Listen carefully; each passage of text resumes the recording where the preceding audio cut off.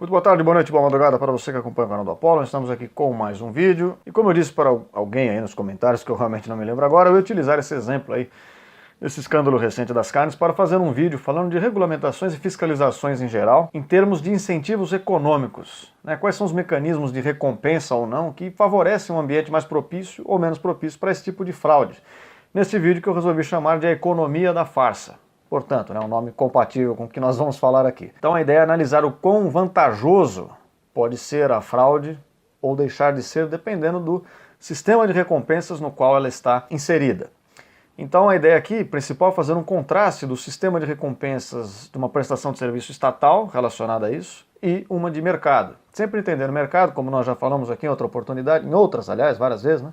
Sempre entendendo o mercado como nós mesmos, como a composição aí de nós enquanto agentes individuais, dotados de interesses próprios, etc e tal, né? Então, antes de começar fazendo esse contraste, lembrando que eu estou tomando o exemplo da carne como ponto de partida, mas o vídeo não necessariamente trata de carnes, né? Nós estamos tratando de qualquer produto aí, ou prestação de serviço e da fiscalização destes mesmos em geral.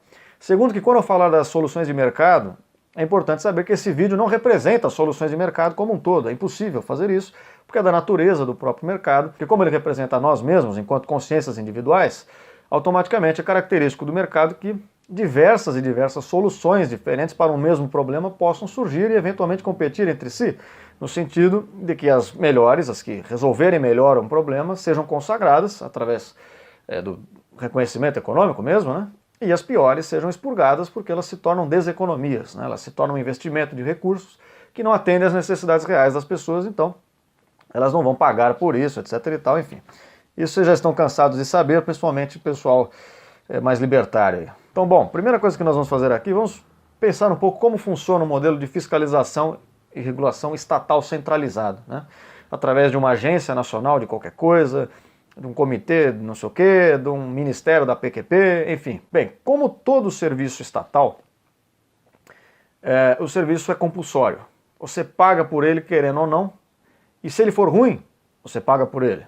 Se ele for bom, você paga por ele também, mas enfim, o caso é que se ele for ruim, você não tem como se desvencilhar. Se ele não for prestado, inclusive, se ele for negligenciado, dane-se, seu dinheiro já foi embora, você não será ressarcido de nenhuma forma e terá que continuar pagando, né? E nós temos que entender essa fiscalização como um serviço. É um serviço prestado pelo Estado, não é isso? Nós temos interesse, enquanto consumidores, nós demandamos alguma certificação, alguma qualificação dos produtos que nós consumimos, né? Nós não queremos comer carne apodrecida, remédios vencidos, consumir produtos de higiene que causem câncer, alergias e doenças, sei lá, qualquer coisa assim, né?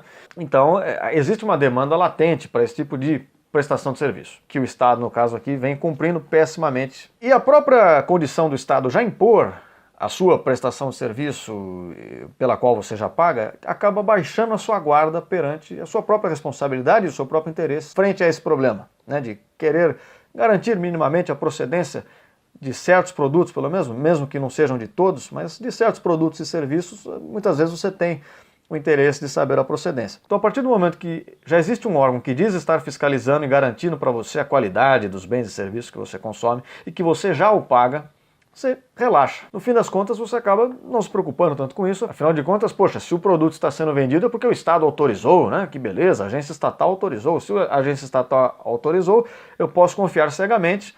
Não preciso me preocupar com isso, não preciso fazer análises próprias quanto a isso e até porque fazer análises próprias quanto a isso demandaria ainda mais custos que eu não tenho como arcar, já paguei para aquela porcaria daquela agência estatal, enfim, vocês entenderam o cerne do problema. E outra característica é que quanto mais centralizada uma decisão frente a um problema mais complexo, ela tende a ser menos eficiente, né? Ela tende a estar mais distante, portanto, do problema real. Então, como há um agente fiscalizador com um tipo de fiscalização para diversos e complexos problemas espalhados aí, com diversas características, particularidades culturais locais, e etc. Quanto mais centralizada essa decisão, menos eficiente ela tende a ser. Então, uma das características, agora fazendo um contraste das soluções de mercado, é que elas tendem a ser mais pulverizadas.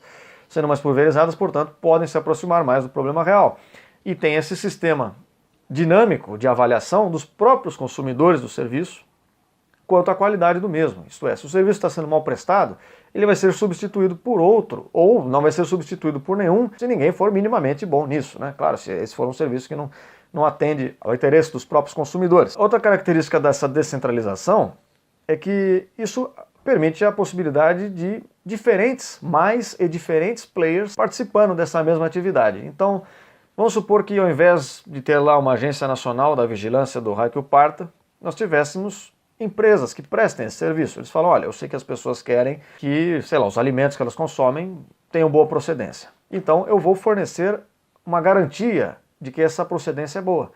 A pessoa me contrata, ou uma associação de pessoas, ou mesmo outras empresas, não importa, me contratam, eu vou lá até, por exemplo, a fábrica do achocolatado lá, vejo se eles cumprem boas condições de higiene na fabricação de produtos, na distribuição, se esse produto chega com qualidade ao mercado, nas prateleiras dos mercados, etc. Então, se eu ver que isso é de fato bem feito, eu vou lá e atesto, dou um meu carimbo aqui da minha empresa, ponho o meu selo de qualidade e digo, olha, pode confiar nessa empresa aqui, eu garanto para você que essa empresa vale a pena, você pode comprar dela sem grandes preocupações. Bem, dentro da lógica de mercado, essa empresa tem um grande incentivo econômico de prestar um bom serviço e, de fato, fiscalizar as empresas, não é isso?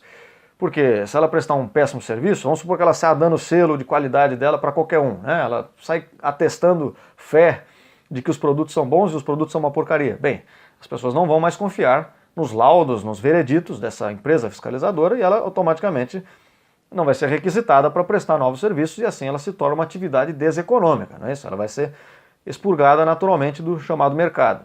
Por outro lado, existe na fraude um interesse econômico também, não é isso? Então, quando uma empresa tenta fraudar os seus produtos, muito geralmente ela visa um benefício econômico. É claro que ela pode fazer, eventualmente, por pura sacanagem. Alguém pode querer, por pura maldade, querer fazer mal aos outros, jogar no mercado produtos que façam mal, produtos que estraguem, sei lá, você passa o produto no cabelo, ele faz seu cabelo cair, pode acontecer isso? Até pode. É claro que não vai durar muito tempo. Uma empresa desse nível, ela pode até enganar inicialmente algumas pessoas, mas tão logo se descobre que ela é uma empresa fraudulenta, também as pessoas não vão querer consumir o produto numa empresa que só faz merda. Mas então, elas fraudam geralmente visando um interesse econômico. Então, para reaproveitar materiais que não servem mais, para vender uma coisa dizendo que ela tem uma qualidade X, mas ela tem uma qualidade Y bem menor, né? Então eles visam ganhar mais dinheiro, tendo menos custos, tendo menos risco. E essa mesma economia da farsa, essa mesma lógica econômica da farsa, você pode dizer, bom, mas ela pode afetar as próprias empresas reguladoras, né, fiscalizadoras. Se eu vou ser fiscalizado, a empresa A produz achocolatado.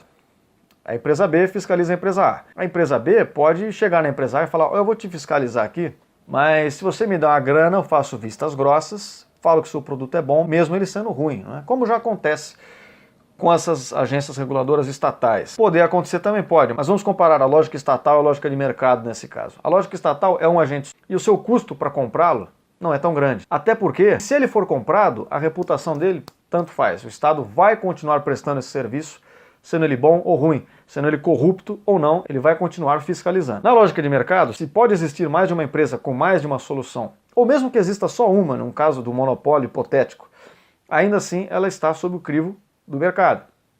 Então isto é, vamos supor que ela resolva fraudar.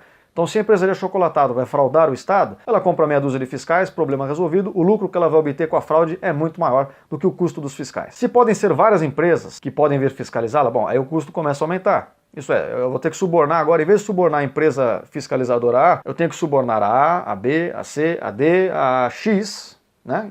Quantas existirem e vierem me fiscalizar, e isso pode aumentar os meus custos drasticamente, de modo que a vantagem que eu obteria com a própria fraude se dilui no custo da fraude. Ao mesmo tempo, quanto mais agentes envolvidos, maior a chance de você descobrir a fraude e, portanto, maior a chance de você ser pego. E o custo de você ser pego também pode ser grande. Isso pode encerrar a sua reputação no mercado, isso pode te custar indenizações e tantas séries de outros problemas. Isto é, se eu tenho que cooptar financeiramente através de suborno, vamos supor 6 empresas, o que me garante que de repente o fiscal de uma delas não vai dizer, não, eu não concordo com isso, e não só não concordo, como eu vou te denunciar por isso. Quer dizer, você aumenta a chance do cara se lascar, né? Você torna a fraude uma deseconomia. Mas como eu disse, mesmo em último caso, no monopólio dessa fiscalização, essa empresa monopolista ainda tem a sua reputação posta no mercado, diferentemente do Estado. Então, se ela fizer parte de uma fraude, fizer algum esquema para dar laudos falsos, positivos de uma determinada empresa, né, selos de qualidade fraudulenta, ainda assim, em última instância, nós, agentes consumidores, podemos boicotar essa empresa. Isso abre espaço para o surgimento de outra empresa que preste o mesmo serviço, mas sem a fraude? etc, etc, enquanto o Estado não pode ser substituído. Bem, mas aí pode surgir a seguinte pergunta. Legal, entendi mais ou menos um sistema aí de incentivos, o quanto é mais eficiente, uma solução mercadológica do que uma estatal, mas afinal de contas, se não há o Estado para obrigar à força que uma empresa cumpra regulamentações e seja vistoriada, quem é que vai garantir que essas empresas vão aceitar a própria vistoria? Né? Então imagina, a empresa A aqui faz a chocolatada, a empresa B bate na porta e fala, vim vistoriar a sua fábrica aqui, vim ver se as condições de higiene estão boas, etc. O que impede da empresa A falar, não quero que você entre?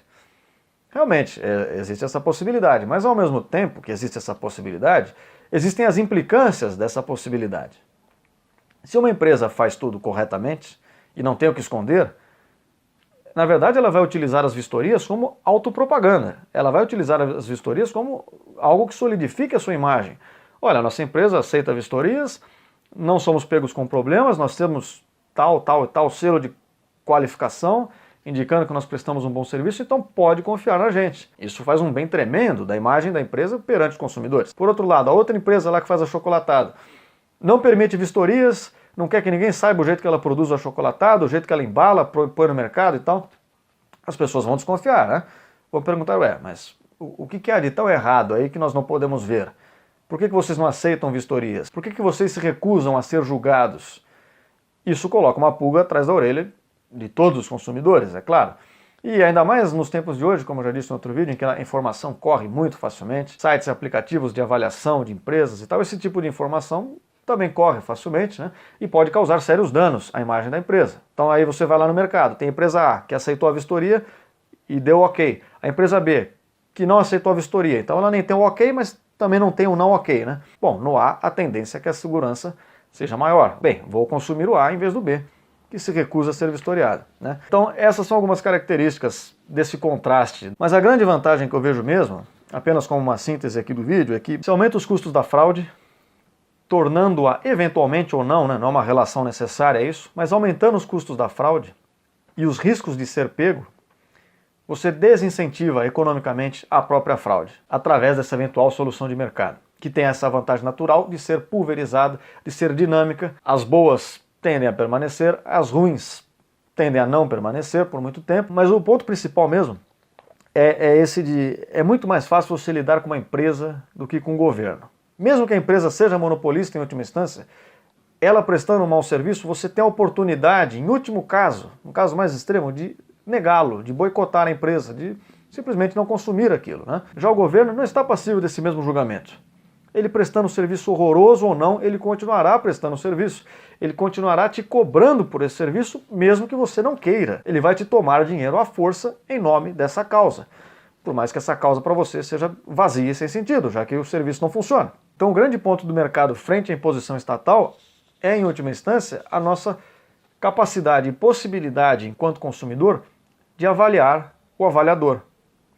Isto é, a empresa A produz um produto, tem um avaliador, a empresa B. Nós podemos avaliar a empresa B que avalia a empresa A. E a nossa avaliação vai recompensar a empresa B. Vai dar dinheiro à empresa B, vai enriquecer os seus donos. E isso faz toda a diferença para eles. Esse é um incentivo econômico para eles, prestar um bom serviço. Já o Estado, tanto faz. O máximo que vai acontecer é que daqui 4 anos outro candidato ganha e o Estado continua lá firme e forte, fiscalizando para você, garantindo a qualidade e a segurança dos bens e serviços aos quais você é exposto nesse mercado malvadão que visa o lucro, não é isso? Tudo errado, né? A lógica de incentivos é completamente deturpada. Enfim, por enquanto é isso. Um beijo enorme a todos vocês e até a próxima.